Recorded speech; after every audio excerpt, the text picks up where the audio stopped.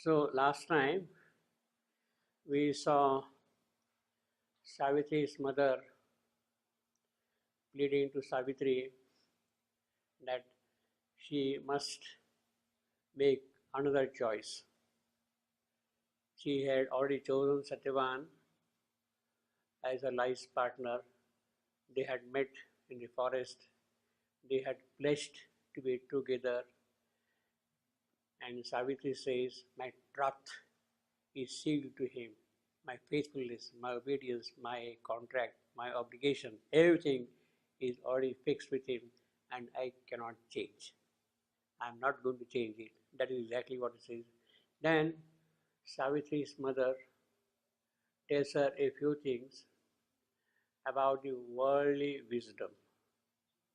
About the worldly wisdom. She says, "Look, you seem to be a little emotional in your decision at this point. The fact has been made known to you that your lover is going to die 1 year after the marriage, and worldly wisdom lies in accepting that and making another choice. Making another, don't make your life miserable that after 1 year you'll be a widow throughout. Don't take that kind of decision." And she gives all kinds of arguments to her. A human emotional being would give in that manner. She pleads to Savitri that you should not fall into that kind of a trap of infatuation. Who was Satyavan until yesterday? You had never known him, and suddenly you say, "This is all my life," and all that. You see, tomorrow he will die and we will forget him again.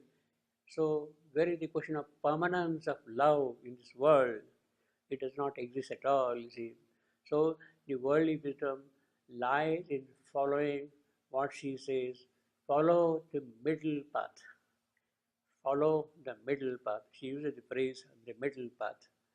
Now, obviously, this middle path is not the path of the Buddha.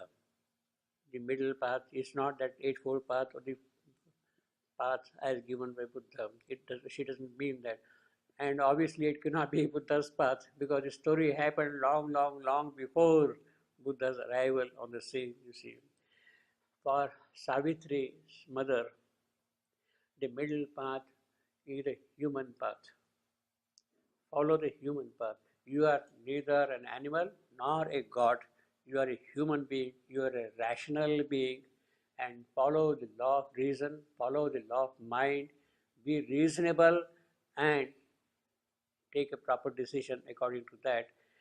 And she is basically trying to tell her in every respect that you have to go around again and find another lover. This won't do, according to her. We'll just read a few lines here. "Leave not thy goal to follow a beautiful face." This is what she is advising you. You have fallen in love with this boy, but this boy is doomed to die tomorrow. He is doomed to die tomorrow. So don't follow a beautiful face. Be reasonable and follow the human path, the middle path. Leave not thy goal. What is your goal? The goal is you are a human being. Make yourself perfect as a human being before you can go beyond the human capacities, human limitations. You have to go beyond that. So don't leave that goal. And therefore, you follow this path. Leave not thy goal to follow a beautiful face. Only when thou hast climbed above thy mind. This is the important thing, she says. When you have gone beyond mind, you are a mental being. You are a mental being at the moment. And follow the mental path, the mental logic, the mental way of doing things. Be reasonable. And only when you have climbed, she admits that, yes, beyond mind there are possibilities. Beyond mind there are possibilities. And you can adopt those possibilities only when you have gone beyond mind, not until then, is what she says. Only when thou hast climbed above thy mind and livest in the calm vastness of the One. Now, this is something very great for a human being. She is already a greatly accomplished spiritual person, Savitri's mother. Calm vastness of the One. This is a phrase which does not come from one who does not have the spiritual experience of that vastness. Unless you have that spiritual experience of that vastness, you can't express it that way. Calm vastness of the One. Only when you have gone beyond mind, you can be in the calm vastness of the One. And when you are in a calm vastness of the One, then can love be eternal in the eternal bliss. She is absolutely right. See, although she is emotional, but she is making a very powerful spiritual statement here. She is making a very powerful spiritual statement here.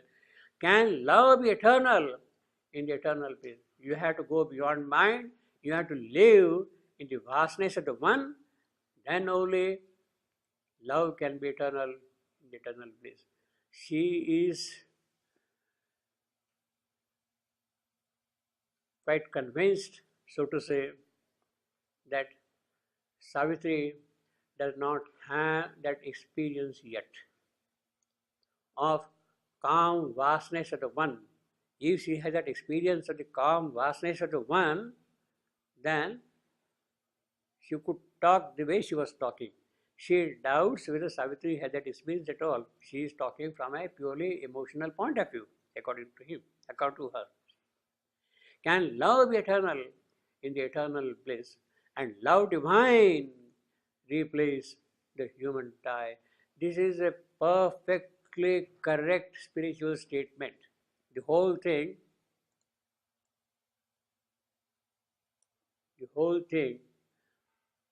is something very deeply spiritual.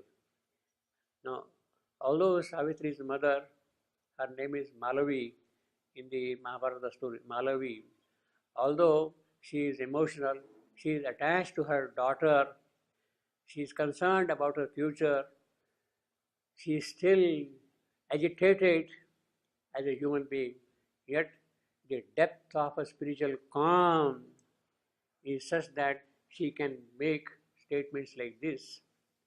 Love divine replace the human tie, human bondage, human relationship which is there, that can be in the divine love only when you have established in you the vastness of the One. Only when that is possible. Otherwise, until then, it is a vital relationship. It is a human relationship. It is not really pure spiritual relationship at all, you see. And love divine. So this is a very correct statement she has made. Savitri's mother, you see, that way, you see. Now, one can say whether Savitri's mother has that kind of a spiritual realization to make such a statement. She is making a statement. Does she have that spiritual realization? Well, it can be argued in many ways. It can be seen rather in many ways. And one could say that Savitri's mother is an extremely refined, cultured, advanced human being. So, because of that refined, cultured nature of her, the traditional knowledge of the race is already present in her. It is a part of the traditional knowledge of the whole race, developed race. They will recognize, all the great people of the society, they will recognize the importance, the necessity, the character of this statement. So this could be a part of the traditional knowledge of the society which he is borrowing and to which he is giving the utterance here. But even to get that kind of an idea, you have to be a really very developed person. Although it is in the tradition of the society, In order to absorb it and express it, you have to be really still exceptional. It is not for an ordinary kind of a man, person, human being. You see. That is one way. The other way is, at one place, we have already seen that Savitri's mother is the wife of a yogi, Ashwapati, his consort, his wife. Now, naturally, she has surely acquired something of the spiritual thing from her husband. It is a part of her spiritual realization also, which is kind of automatic when the yogi Ashwapati has attained those great heights. It is kind of natural in a certain sense, and therefore it is through that she is giving an expression to this utterance. Love divine replaces the human tie, that is possible. Then she makes another great statement here.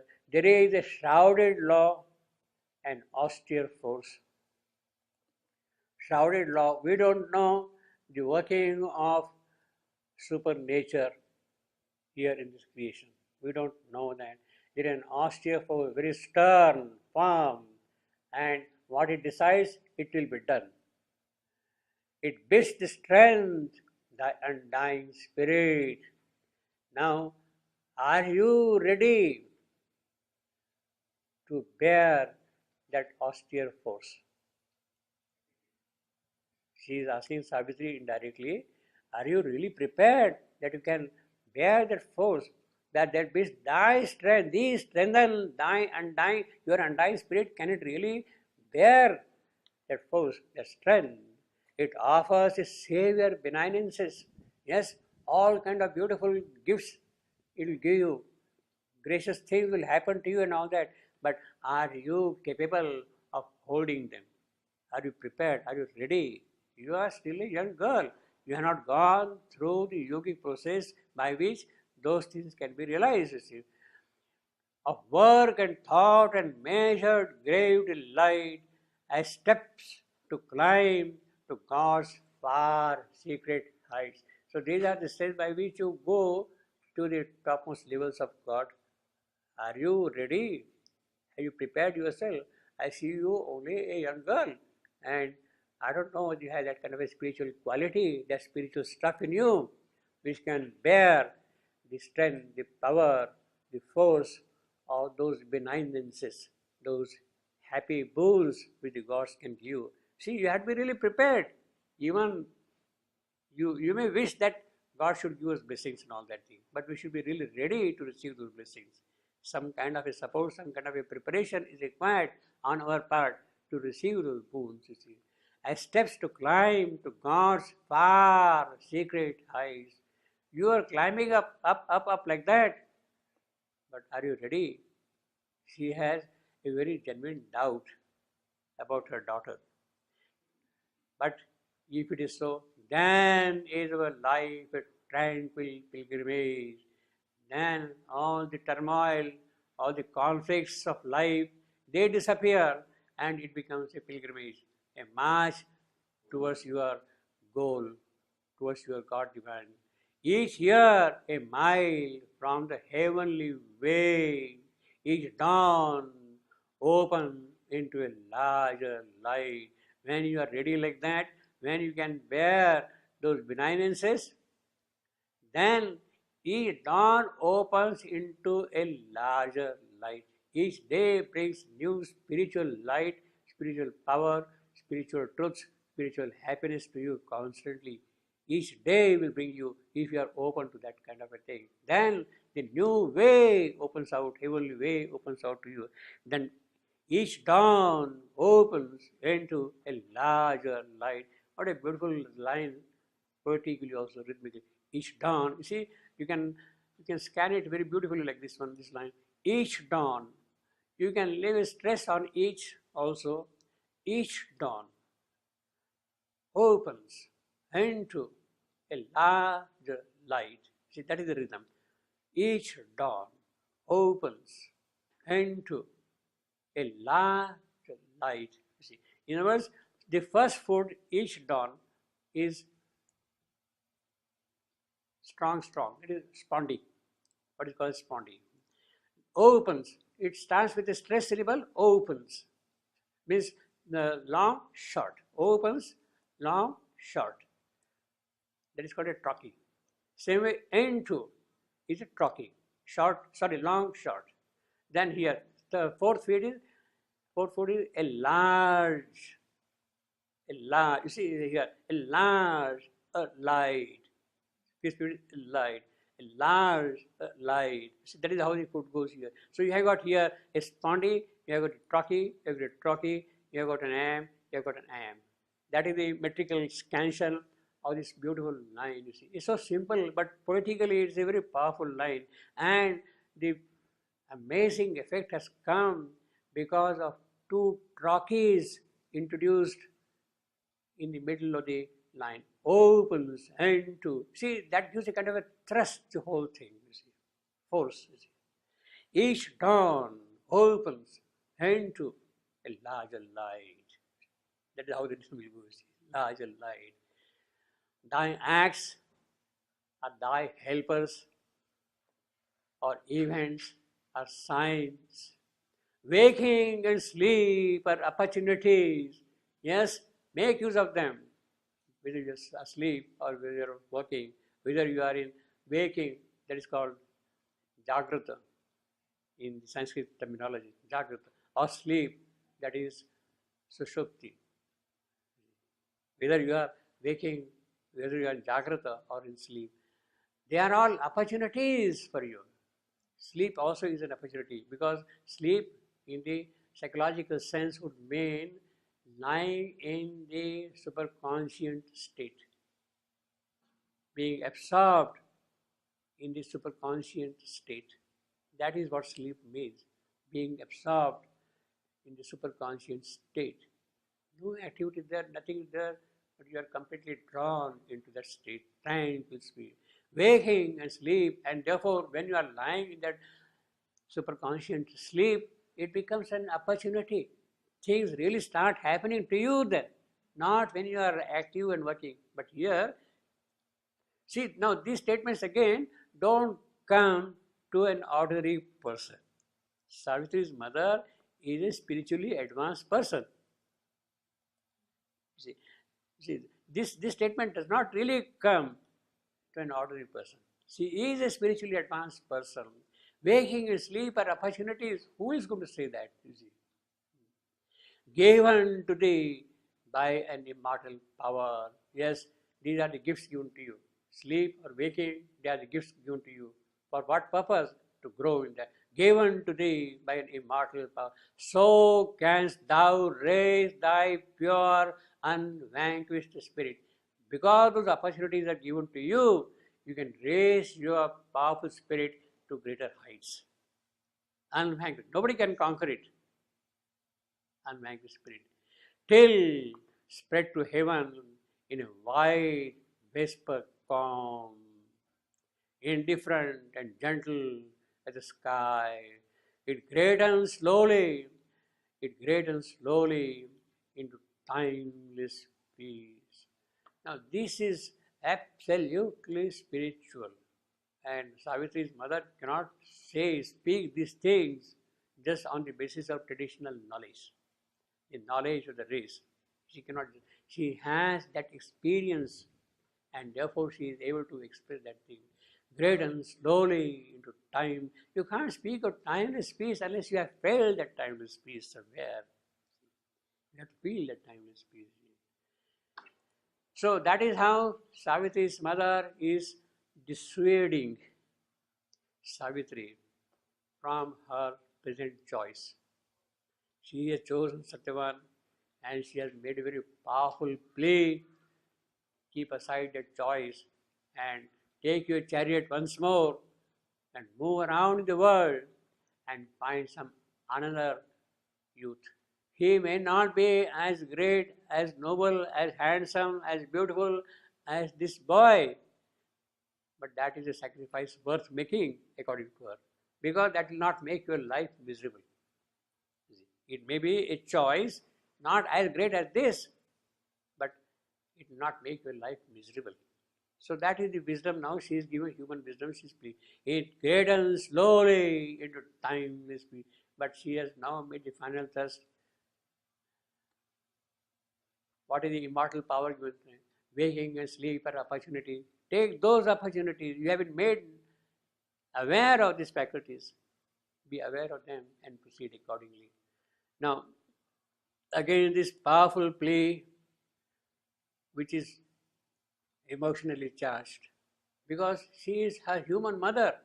How can she bear the misfortune of her daughter becoming a widow 1 year after the marriage?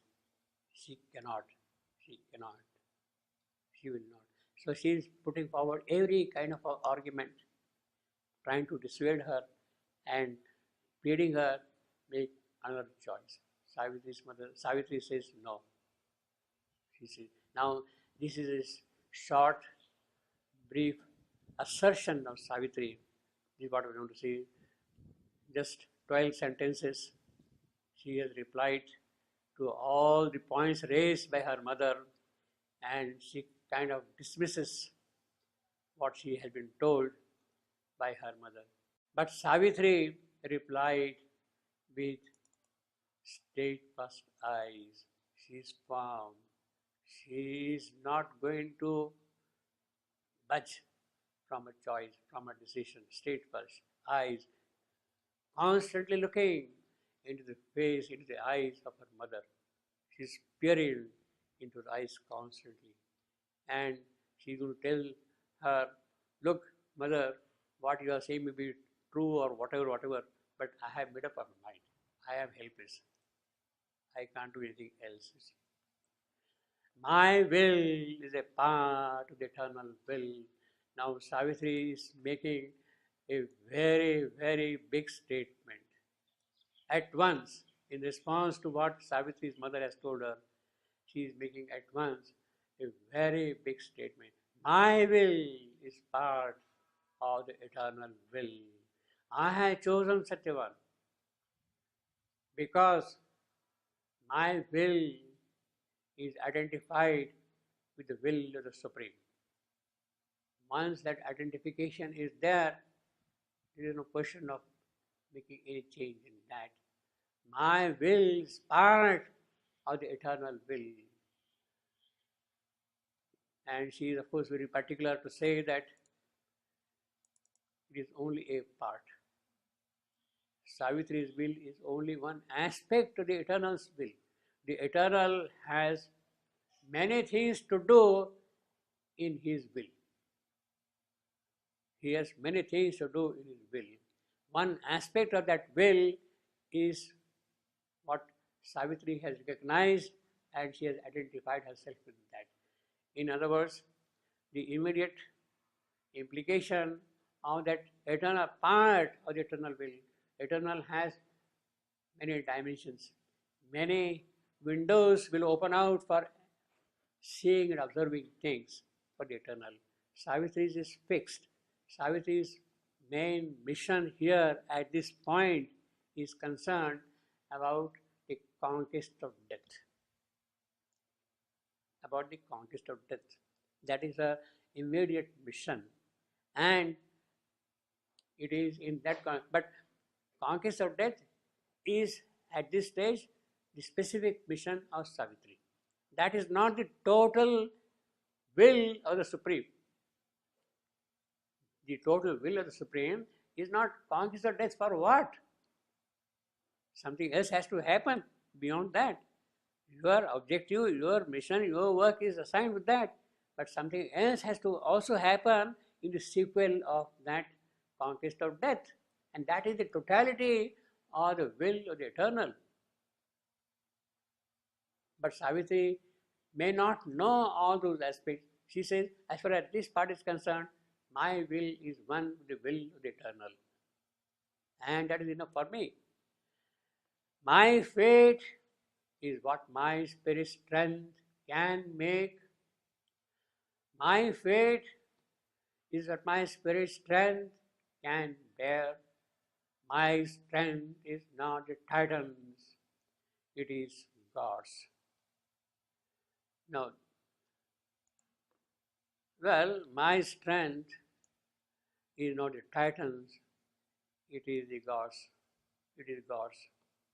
Or any other statement. My will is part of the eternal will.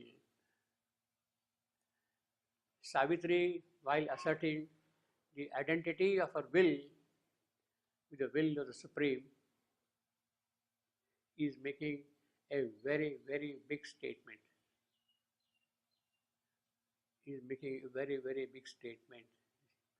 And one might even say that this statement is born out of infatuation. When she has fallen in love with somebody, she will make all kind of wild statements. She will go to any extreme, you see. Out of infatuation, she could be making that kind of a statement. Now, is that the case here? Is there that infatuation of Savitri to make this assertion, my will is part of the eternal will? It doesn't sound to be so. The power which the line conveys, that it is a real identity of her will with the will of the Supreme. She is not making a brave statement. Savitri is not making a bold, brave, big statement. Savitri is not a brava. She is, she is somebody who is mature enough to weigh all the pros and cons of every situation. She is making a factual statement. She is making a factual statement, a statement born out of realization. She is making a statement born out of realization. She is not a brava that, like a child, you go and say, oh, I can do this, I can climb that mountain, I can do this, I can do that. It's not that, you see. It's not that kind of a thing, you see. It is a part of her realization, of her spiritual capacity which she already has in her. My will is part of the eternal will. Now, and the other two say, my fate is what my spirit's strength can make. My fate is what my spirit's strength can make. Yes, that is my fate, what the spirit can bear, what the spirit can make. That is my strength. And my will is one of the eternal's will. My strength is not the Titan. Now, this line, my strength is not the Titan, it is directly in response to what Savitri's mother had said. She has said, don't be driven by the Titan force. Don't be driven by the Titan force. You are talking like a man who is a Titan, Asura, great giant. You are talking like that. And she asserted, in rebuttal of that, she asserted, my strength is not the Titan's strength. And therefore, my will is a part of the eternal will. My strength, what the spirit can bear, what the spirit can make. So basically, it is in response to this line, to Savitri's mother's argument, in response to that, she has made the earlier three statements. The earlier statement, my will is a part of the eternal will, my strength is this, my strength is that, etc., etc. They are to drive the whole argument to dismiss what Savitri's mother had spoken about her. Savitri's mother was saying, you are driven by a Titan force. Be a human. Be a human being. Be a reasonable being, a rational person. And proceed along with that. That is what she was saying. And therefore, to dismiss her argument, she makes this statement, basically. Now, still, a question would arise, my will is part of the eternal will. Let us take this eternal's will. How does Savitri know what is eternal will? How does she know that her will is a part of the eternal will? How does she know that? Is she making again a brave statement? Is she proving herself to be a brava once more? You see. Now, but there is such strong conviction in it. Not only strong conviction born out of emotion or out of human state or human crisis, but there is a kind of luminous human conviction in it. It's a bright, luminous conviction, full of peace, full of power, full of capacity. It is what is packed in its mind. It is a luminous conviction. You see. It is not born out of any turbidity of surroundings. You see. My will is part of the eternal will. How does she know that? Savitri, maybe hardly a young girl of 20, 22 or something like that. When did she acquire that realization to make such a statement of identity of her will with the will of the Supreme? When did she do that yoga, that tapasya, or whatever is required, sadhana, to come to this point, to assert that thing? A young girl who is about to get married and she is making such a big statement here. Now, obviously, my will is a part of the eternal will. This is a sudden knowledge which has arisen in her. Knowledge arisen from the depths of her soul. She may not be otherwise aware of it. The time, the circumstances, the situation, all of them have been pretexts, have been cause only to make that knowledge of us suddenly come out from our soul. What was happening around, her soul suddenly got shaken up and that knowledge came out of it. So it is that deep knowledge of the soul which is now speaking out through the mouth of Savitri. My will is part of the eternal will. In other words, while Savitri is listening with the human ear, sensing everything, there is something deeper within her which is also listening to all those arguments, and it is jumping up and saying, no, no, no, it is from here it has come up. Savitri has done her yoga, her sadhana through her past lives. Through her past lives. She has come to a point when it can spring up and speak that way. Some pretext was required for that thing to spring up and come out. The pretext is found and it has come out immediately. So it is the entire force of her tapasya gathered through her past lives which is speaking out at this moment and telling her, my will is a part of the eternal will. Yes, I have been taking birth after birth, as an aspect to the eternal will to do the work of the eternal. And I have now recognized that, yes, my association is also with that. So that knowledge has sprung up suddenly now from the depths of her soul and giving it utterance in this manner. My will is a part. Now, obviously, there were two important things which had sort of struck on the spring of knowledge. The spring was lying there all the while, but some kind of a hammer beat was required, and that hammer beat made the spring alive and jumping up straight away. The spring of knowledge, you see. One is obviously our meeting with Satyavan. The love which got awakened in her after meeting Satyavan. She knows now who he is, who she was. She had identified themselves immediately after their meeting. And she knows who he is. I have been meeting him life after life. He has been waiting for me. I have been looking after him. Now it is that power of love which got awakened in her after meeting Satyavan has brought her soul to the forefront, brought out completely, and it is that soul which is now speaking out. The power of love is the one which is bringing that knowledge to Savitri.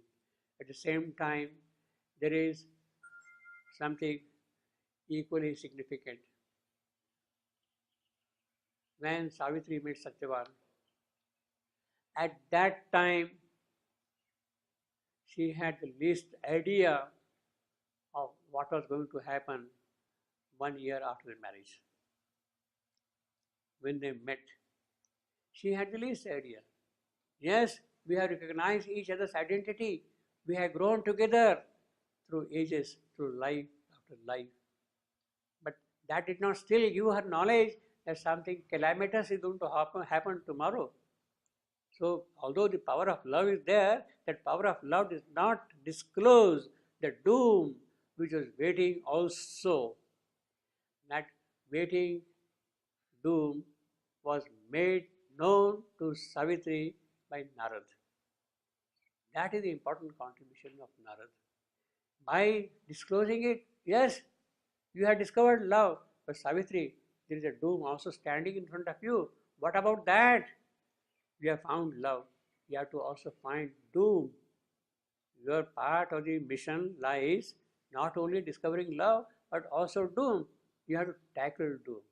And that word which Narad had uttered, was enough for Savitri's soul to seize the entire issue.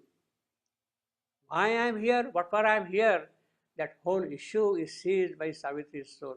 And now it is that Savitri's soul which has completely come out and telling, my will is a part of the eternal will. My fate is what my spirit strength can make. My fate is what my spirit strength can bear. My strength is not a Titan, it is God's. It is that double action of the power of love and the utterance of Narad. Narad had put his force into the soul of Savitri and it just sprung up suddenly like that. I had discovered my glad reality beyond my body in another's being.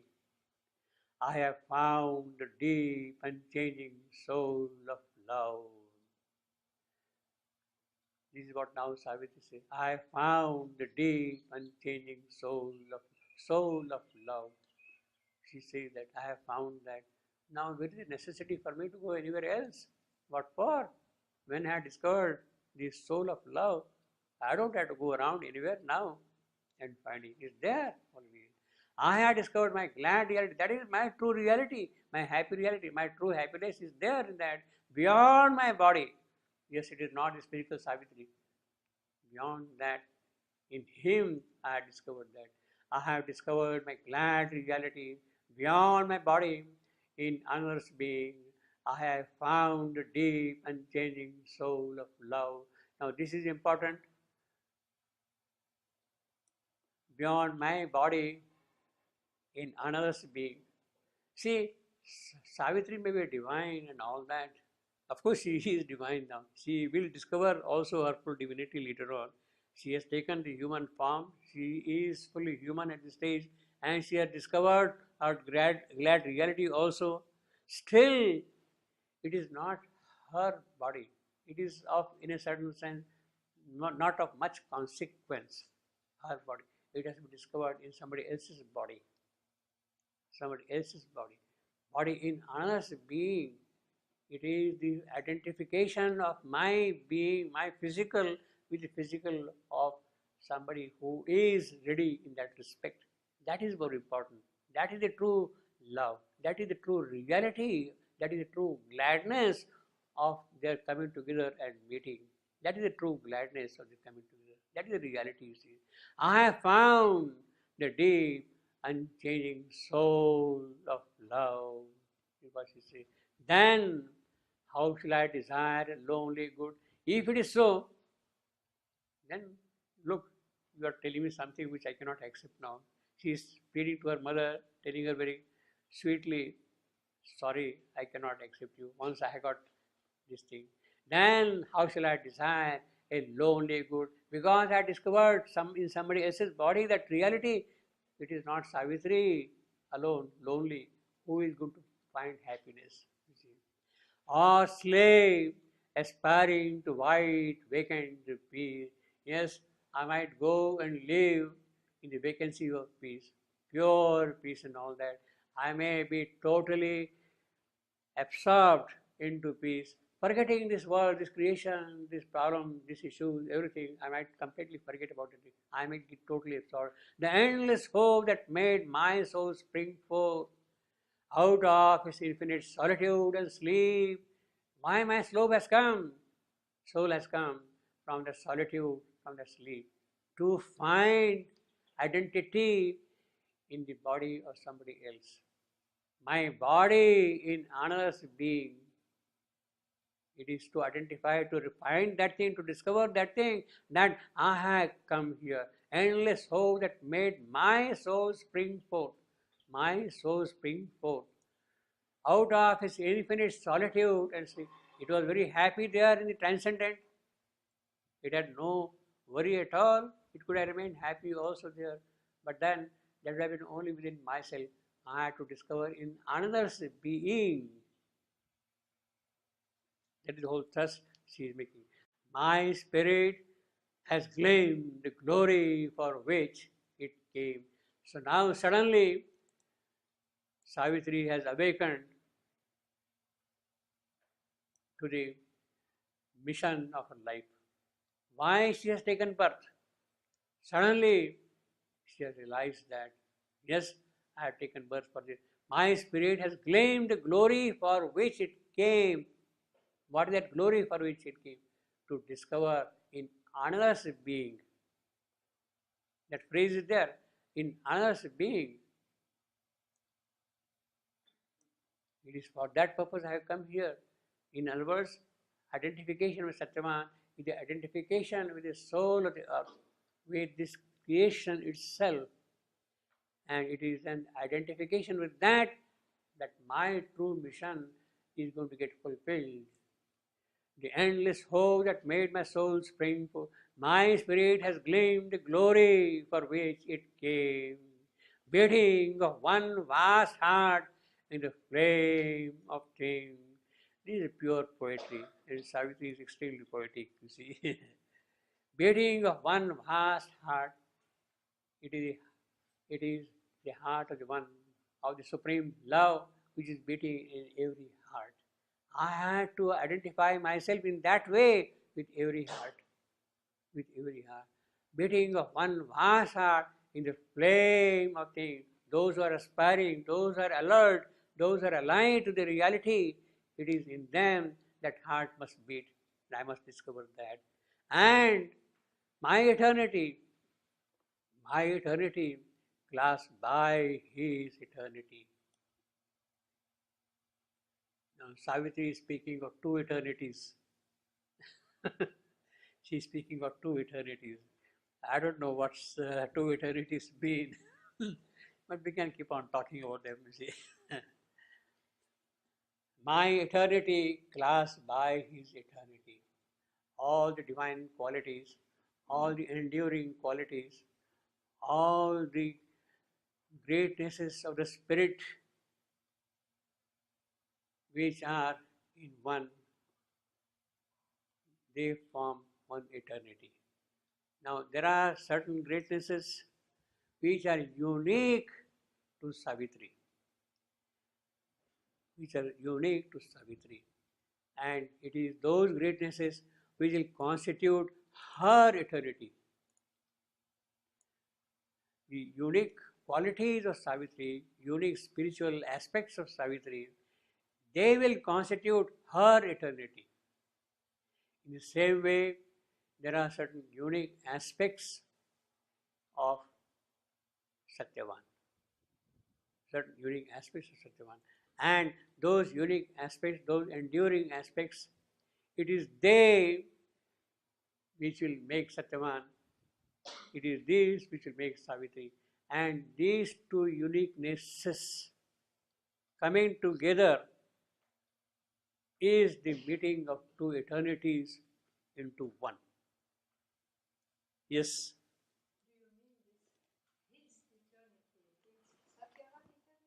Satyavan? Do you mean his eternity? He is Satyavan, obviously. Because I think that Satyavan, he understood this is God eternity. Because he put Satyavan. See, his capital letter. no, it is. I will not go by that. But I can also, understand this when she speak of his effect. No, Because this no. is a divine. Here now it is coming on on an embodied level. Yes, but also I She is speaking essentially of another being. My body in another being. This is an important phrase. You have to tie up with that. Yeah. we should not maybe forget that who is speaking, it's the divine part on Savitri. No, well, you see, basically, it is not a metaphysical argument she is putting here. She is not putting a metaphysical argument here at all. See, Nash has already said eternity and all that. In a certain, she is talking now in terms of the human births of the incarnate powers. They are coming together. Satyavan is an incarnate, Savitri is incarnate. They have taken human births. In the human births, they are coming together. That is more important. Things have to happen in that relationship. Things have to happen in that relationship. Otherwise, it's always there up. So what? It has to happen here. And there is no capital. No, no, no, no. I will not. No, I will not make this H capital at all. No, no, certainly not. See, the flesh aspect is important here. No, his French translation. in French, his eternity, his soul eternity. He put his yes, misunderstood something. As if God. What does she say? What does your Italian translation say? his eternity. No, Italian.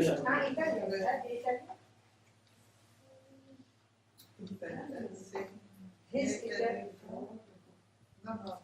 Here it's not capital. No, Italian is not Italian. La mia eternità derivata dalla sua. Sua con le lettere lungue piccole, quindi se no.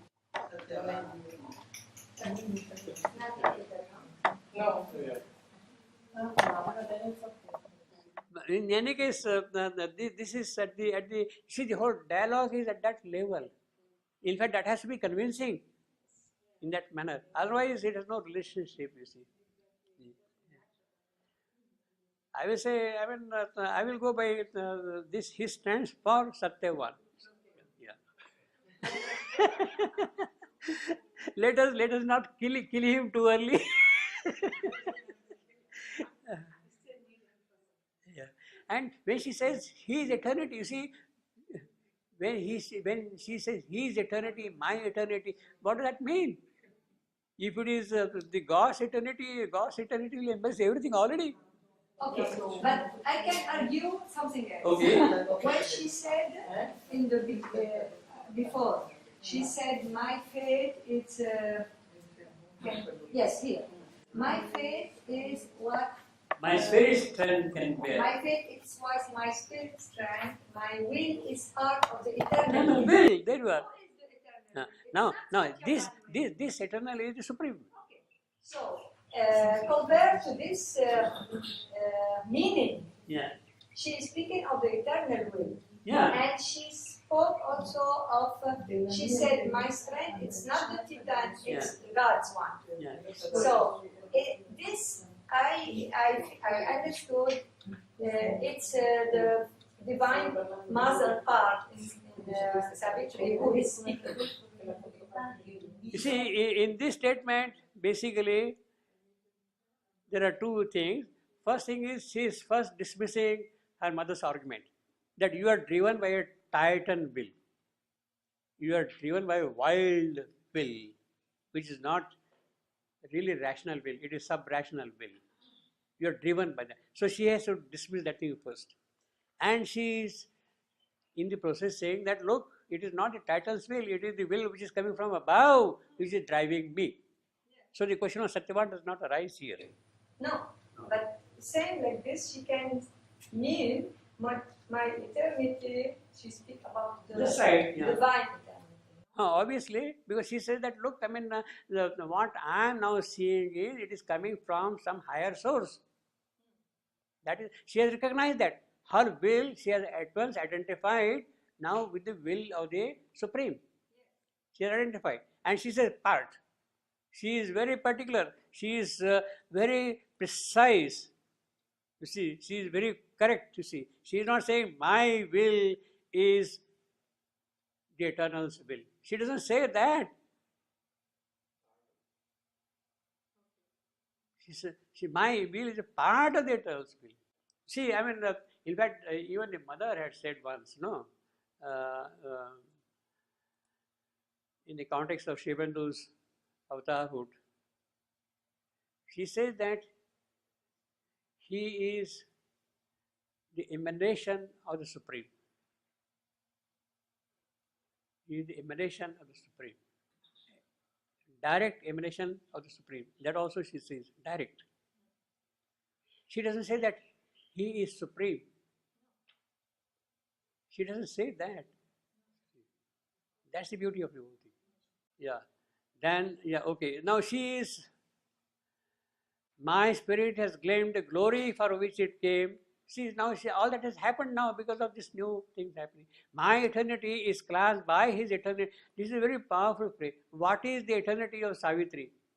What is the eternity of Satyavan? That is the question which might raise now. She talks of two eternities. Now, obviously, it is the eternity of the consciousness force. That is Savitri's eternity.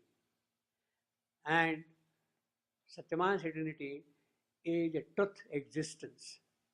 The dynamism is of Savitri.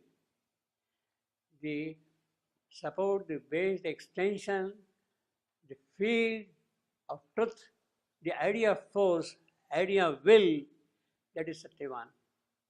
Idea of dynamism, that is Savitri. Idea of dynamism, Shakti, Mahashakti, if you want to call it. That is Savitri. That is Savitri's eternity. It can embrace everything in all the phases of time. The idea of force and the idea of truth, they are there. So that is one. Savitri's eternity is the idea of force. Satyavan's eternity is the idea existence, idea of will. Truth idea, if you like. So naturally they have to, in other words, all the possibilities which are present in the truth dynamism, they will be expressed through eternity by Savitri. All the possibilities which are present in the spatial extension of truth, they will find objective realization because of the eternity of Satyavan. So it is the meeting of these two eternities which is being described here as a part of a higher manifestation, as a part of a higher manifestation. That is what is going to happen here. In fact, it's a very, very powerful, occultly deep lines. My eternity, his eternity. And they have now joined together, they have come together, they have embraced each other, they are inseparable. In other words, if they are going to get separated, the truth idea and the truth force are not going to come together and work out the divine will in the manifestation. That is what it would amount to. The truth idea and the truth force will not come together. The deep possibility always to love, always. You see, that is what the eternity means. You see. And she says, she is very particular also, deep possibility. It is present in the very intrinsic nature of things here. You may not be able to see it, you may not be able to express it, you may not be able to realize it, but that possibility of the two eternities is the real foundation of this creation. And it is that foundation which has now opened out, which has to open out. Deep possibility always to love. This is first. Last joy to stop. The richest of 1,000 fortunate years are a poverty. Now Savitri is taking the full command of the situation. What are you talking of? This happiness, that happiness, that happiness? Forget about them. Forget. They are worthless, they are meaningless, they have no value at all, you see. Here is an ocean of love which can bring out pearl after pearl. Countless pearls can come out from this ocean of love. You want me to forget this ocean and go somewhere else in a pond? It amounts to that, you see. Yeah. She's saying like that, you see. This is a pearl, this is an ocean full of pearls, and I can keep on picking up them endlessly, you see. Deep possibility, you see. This is first. Last joy and straw the richest of 1,000 fortunate. What is fortunate here after all? In the human fortunate, nothing. They roll on and roll on, you see, years. But ultimately you are the same thing. You are not really changed intrinsically, basically. The same joys keep on repeating year after year, birth after birth, 1,000 years. Are a poverty, yes, they are nothing for me. Nothing to me are death and grief. Now this is something again, nothing to me are death and grief. Now this is again that knowledge which has sprung up to Savitri because her soul has fully come out. What is death after all? What is grief? You are talking about grief and calamity and misery and crying and weeping and all that. Nothing for me. Nothing for me. They are meaningful for me for a certain purpose. Or ordinary lives and happy days. She is ridiculing the human life. She is really ridiculing human life. Ordinary life and happy days and all that. What is all that, you see? We become merry and enjoy and all that.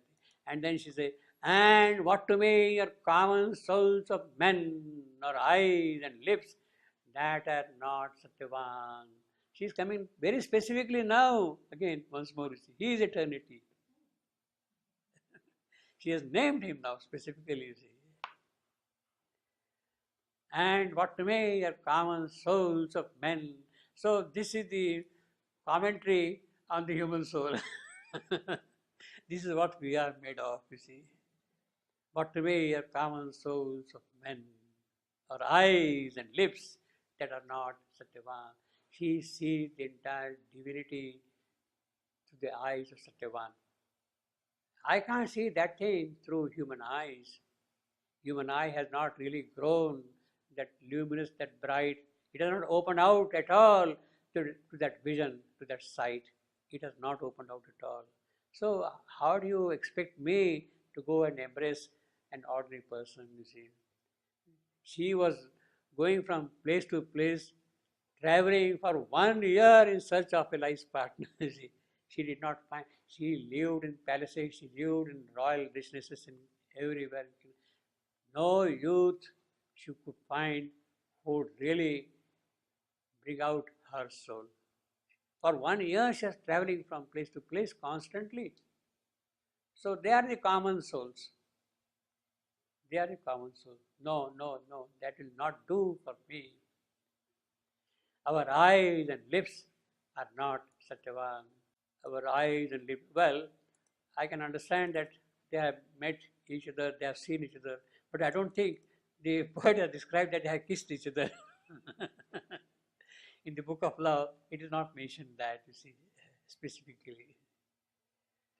I had no need to draw back from his arms. That is, of course, Satyavan gathered all Savitri into his embrace. This is what he said. He has gathered all Savitri into his embrace. I had no need to draw back from his arms and discovered paradise of his love. I had discovered paradise and journey into a still infinity. Why should I go and journey into an infinity which is calm and quiet and passive and all that? I am not interested. I have no need for that, you see. Only now for my soul in Satyavan, again, he says, my soul in Satyavan, I treasure the rich occasion of my birth. This is the great identification of the two incarnate. Savitri is asserting that, yes, I have come here for what? For him. As if I knew that I am going to meet him here one day or the other, in one place or the other. She was absolutely certain, and yes, we have met. Once having met, with the question of separating now. Only now for my soul in Satyavan, I treasure the rich occasion. What is the rich occasion of Savitri's birth? Yes, in their union, something new is going to happen. That is the rich occasion. Something new is going to happen in their union, you see. Something great is going to happen here, you see. Now she says here, see, every word is so precise, so perfect, so purposeful.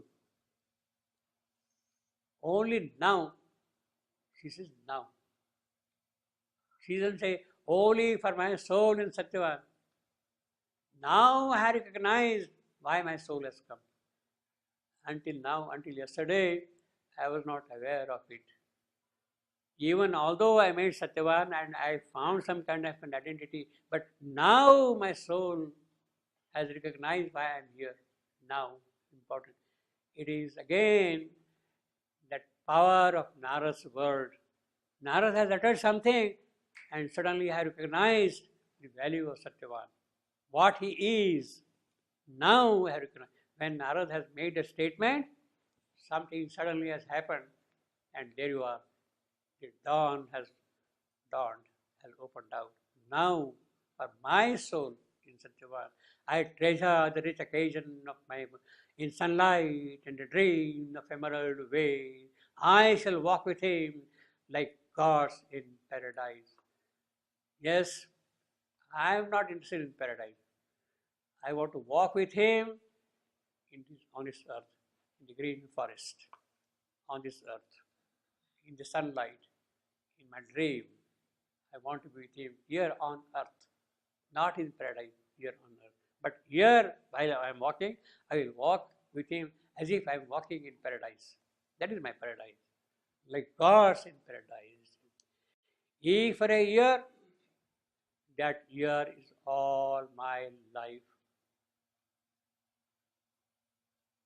Yes, in other words, she has accepted the possibility of this fate materializing.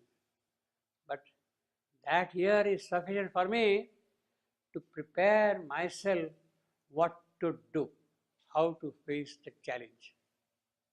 That year is all my life. In that life, I shall accomplish what I had to do. My mission is there. I will do yoga sadhana, yoga tapasya in that year and achieve what I am supposed to achieve. That is all my life. I don't need more time than that.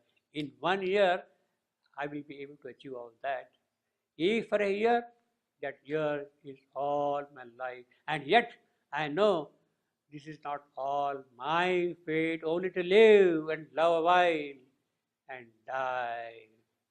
It's not for that purpose I have come here. I have not come for that purpose. I know that. Why? Because only now I know what has happened. It is that now she is revealing that knowledge. If for a year, now year is a very significant thing in terms of Indian description. Year is the body of God. Body of God. Year. All the aspects of cyclic movement in time as embedded in 1 year. God has expressed himself through cyclic time. And when Satyavan has to die 1 year after marriage, it means that that cycle has to now get dissolved and a new cycle to begin. So that year, yes, I am going to prepare now for the new cycle. If for a year, yes, I will see that that year is fully utilized to bring about a new year. We prepared that. You see. Only to live, that is not my purpose. I have not come here for that party thing.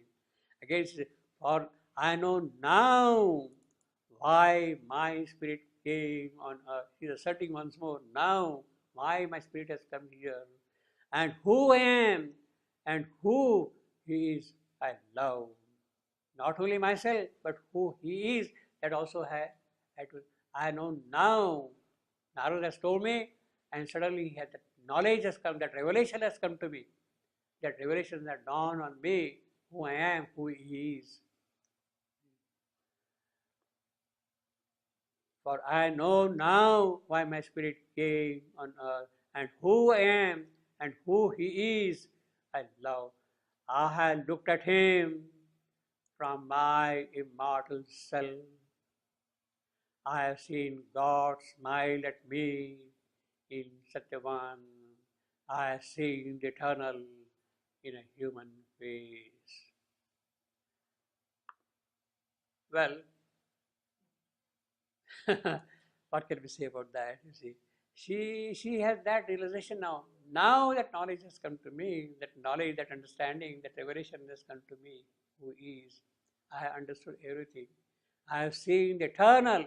He says now again, eternal E capital. You see, the Supreme Himself. I have seen Him present in Satyavan. You see, in a human face, He is the incarnate Supreme. In other words, Savitri is asserting the avatarhood of Satyavan. Satyavan, the avatar. And the mother has said, mother was asked, who is Satyavan? And she said, but Satyavan is the permanent avatar, she says. He is the permanent avatar. Mother says, he is the permanent avatar. I have seen the eternal in human face. He is the permanent avatar. Now, that permanent avatar is in the story of creation, which Mother narrates, that the divine powers separated themselves from the divine and became opposite. They are opposite. Truth became falsehood, life became death, consciousness became unconsciousness, which became grief. The separation had taken place. And what remained was the total void. And when the void was seen by the Supreme, what has happened? Just the Holocaust Supreme is vanished totally. Vanished. Holocaust of the Supreme is vanished totally. Then, in order to redeem the effect of the separation from the divine source, the divine himself plunged into the void. The moment the separation took place, the void was there, he plunged into the void. He plunged into the void, and that is the first descent of the Supreme into this creation. He is the first avatar who has come here, and that first avatar is Satyavan. He is stationed in the void at the base for things to happen onward. I have seen that now in Satyavan. It is linked up with the story of creation. This is what is going to happen, and I have understood that, I recognize that thing, because I know now why my spirit came on earth. It came for him, to redeem Satyavan from the grip of death. He had taken the station himself in death. In order to redeem him from the grip of death, I have come here. From the grip of death. I know now why my spirit came on earth. What is the purpose of her coming? To release that grip which is strangling with the soul of Satyavan. That is the purpose. That is the part of the Eternal's will. Satyavan is of course there. Savitri has taken this birth as a part of the will of the Eternal, to relieve the grip of death from Satyavan's soul. I have seen God smile at me in Satyavan. I have seen the eternal in human being. In just 12 sentences, she has made her position absolutely clear. This is all I can say. And she has asserted her divinity, her mission, her work, and she has also said how this happened, in what manner I come to know that thing. I recognize now that thing. It is the power of love. It is the power which is put by Narad in the soul of Savitri, which has given her that firmness of conviction to steal the will of Savitri. That was what Narad had done, to make it firm. He had come here for that purpose. It is done. I have seen the eternal, human being. So please don't dissuade me from the choice which I have made. This is what she is telling to her mother. I have made my choice. I am firm about it. I am not going to change at all, that kind of a thing, which is obvious. Then none could answer her words. Obviously, when she has made such a firm assertion, what can anybody say? Neither Narad, nor Savitri's mother, nor Savitri's father, none could answer to her word. Silent, they sat and looked into the eyes of fate. That is all they can see. What is going to happen tomorrow? Waiting for the arrival of fate. What is the issue? What Savitri is going to do? That is what they are now waiting to happen. They are not really going to participate in the action of that fate. It is Savitri's uniqueness which has to handle. Neither Savitri's father, nor her mother, nor Narad, nor the rishis, the forest, nobody, not even her Satyavan, they will come and help her there. It is Savitri's sole single business. And therefore, she is the one who has to look into the eyes of fate, none else. And therefore, as we have seen earlier also, the death of Satyavan occurs in the lonely forest. Not even one human soul is present apart from Satyavan and Savitri there. Only gods above and nature's soul below were the mighty spectators of the strife, the struggle between death and Savitri. Only gods above and the soul of nature below, they were the only two present, watching the entire drama going on here. That is the fate. So Savitri's mother, Savitri's father, even Satyavan, nobody has any part to play there. They are not there at all. They simply look into the eyes of it. Now, by the way, it is important to also see that this statement of Narad, that 1 year after marriage, Satyavan must die, we have seen it repeatedly, must die, was made known to them in the palace. And the only 3 persons who knew about it were, of course, Ashwapati, Savitri's father, Savitri's mother, Malavi, and herself. None else in the entire world here had the knowledge of this event likely to take place. Not even Satyavan. Savitri is living with Satyavan for 1 year, but she does not give even the slightest hint of what is going to happen to him tomorrow. She has kept that knowledge absolutely to herself. Naturally, her parents-in-law don't know anything. The rishis in the forest, they don't know anything at all. Nobody knows. Now that is the kind of a tremendous capacity Savitri had to hold into her soul that knowledge. Even as a human Savitri, to hold that thing entirely to herself. Otherwise you go and blurt around here and there and the whole thing gets spoiled also, you see. It doesn't happen. Savitri had that tremendous capacity to that support, that adhara, dhriti. She can support, hold it, dhrita. Huh? Yes, they know. No, nobody knew. There is a sentence in the story when the father-in-law she was making the vote, and he came to ask her, to tell her, it's very hard what you are doing. And she told him, I have to finish it. He said, of course, it's not me who is going to ask you to stop.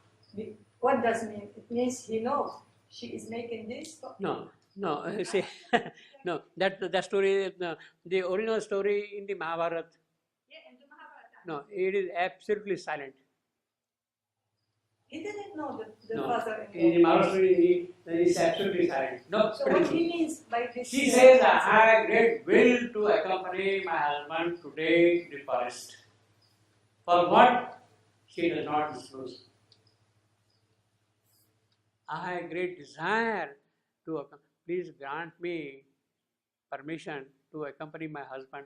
I am enamored, I am fascinated by the trees, the birds and flowers. I had never been out of the house here for 1 year, but today a sudden desire has seized me. And please give me permission to accompany my husband to the forest today. That's all. And she was making the vote. He asked her, he said, it's not me who is going to ask you to stop the vote. Why he said like this? No, he will simply say, okay, you can go, but take care. See, which is kind of natural for an elderly person to say. All right? He dissuades her also, says that, look, you are a princess, you are born in a royal family, you have lived in a luxurious palace and all that thing. You had never seen the forest. How can you walk on the rough stones and walk in the forest and this and that? He tries to dissuade her, Savitri. I mean, Satyavan's father, Dhimatsena. He tries to dissuade her to go along with Satyavan that day. And she says, no, it doesn't matter, but now a strong desire has seized me and I wish today to go along. I cannot remain away from him today. She says that. And when she asserts firmly that, she says, all right, if it is so, you go. And he also says that he consoles to himself by saying that this girl, her father had left with me a year ago. She had never asked for any favor, anything at all from me so far. She has been doing everything in a very nice, proper manner and all that thing. She had never asked for anything at all, anything. So on what grounds can I say no to her? In fact, he argues himself like that. I can't say no to her. She had never asked for anything at all, any favor in the whole of 1 year. And when she is saying something, it's not proper for me to say no to her. All right. And then as an elderly person, all right, you can go, but take precaution. You had never been to the forest. This is a wild forest. There are wild beasts and everything. Take precaution. That's all he says. Nobody has an idea, least inkling of what is going to happen today at 12 o'clock. Nobody.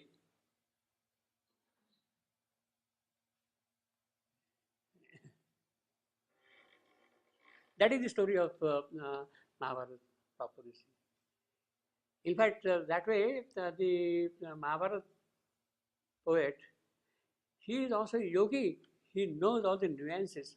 Why should death take place in a lonely forest when only Satyavan and Savitri are present? Yama comes and seizes the soul of Satyavan. Why not in the house? That is what I had told last time also. No? Why not in the house? But then in that case, the occult work which had got to be done could not have been done in the presence of all the human beings around. They would have been